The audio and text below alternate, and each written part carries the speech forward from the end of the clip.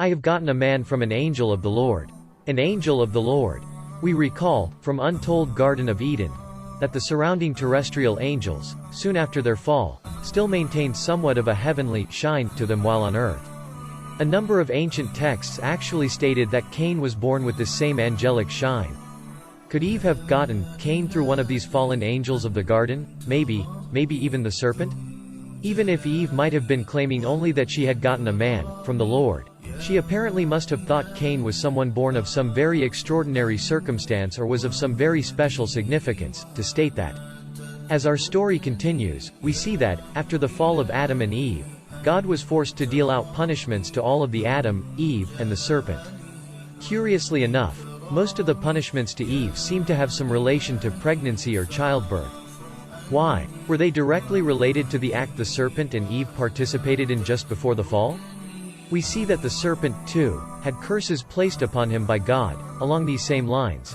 But he, God, turned to the serpent, in great wrath, and said, "Since thou hast done this, there shall not be left thee ear, nor wing, nor one limb of all that with which thou did ensnare them in thy malice and caused them to be cast out of paradise." Apocalypse of Moses 26:1-4. Apparently, God dished out punishments. An eye for an eye. The serpent's sexual limb was cursed, maybe for the way he used it. This answers a lot. How Cain allowed himself to go down the wrong pathways in life. Even how he would be able to commit murder so easily. After Adam and his wife sinned, and the serpent had intercourse with Eve and injected filth into her, Eve bore Cain. He had the shape from above and from below, the earth. Therefore, he was the first to bring death into the world, caused by his side, as he came from the filth of the serpent.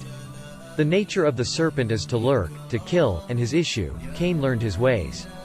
Zohar Pekude 21:5. In another curse, directed towards the serpent, God made a prophecy, probably one of the most important prophecies in the Bible.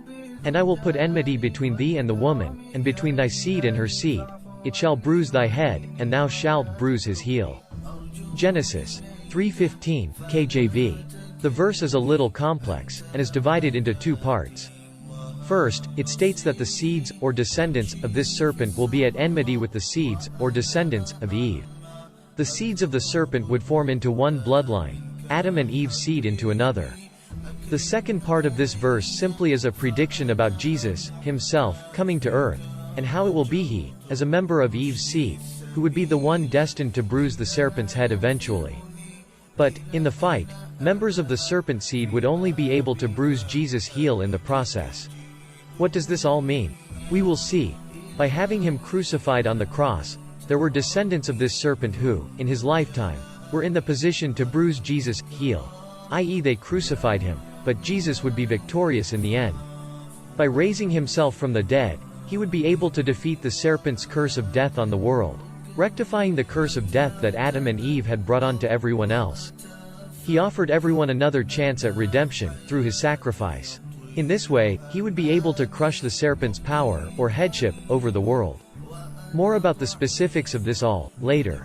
But, first, if Jesus was from the true seed of Adam and Eve, which the Bible clearly states he was, then this prophecy would have been fulfilled upon his death, burial, and resurrection. There would be seeds of the serpent, all throughout history, who would possess enmity with the bloodline that would eventually lead to Jesus. If Cain indeed had blood, or seed, of this serpent, then he and his descendants would naturally want to be up in arms against anything true of Jesus, God, and the Bible. We will soon see what this all has to do with our world of the past, even today. Those who have the blood of this serpent, and, possibly, other fallen angels, would go on to form mixed multitudes of people, many of which would adopt different morals, religious beliefs, and ways of life than those of the typical follower of God. What this would lead to, quite often, is one of the most important conflicts of our human history. The members of the mixed multitude are the children of the primordial serpent that seduced Chava, Eve, by the tree of knowledge, so the mixed multitude is indeed the impurity that the serpent injected into Chava. From this impurity, which is considered the mixed multitude, Cain came forth and slew Hevel, Abel. Zohar 2 Bereshit 8:28. There is a lot more on these mixed multitudes and how many of these different thoughts, attitudes, and ways of life develop since the serpent will relate to the Bible and our world. We will discover how much Cain also influenced the entire world in the way of Cain.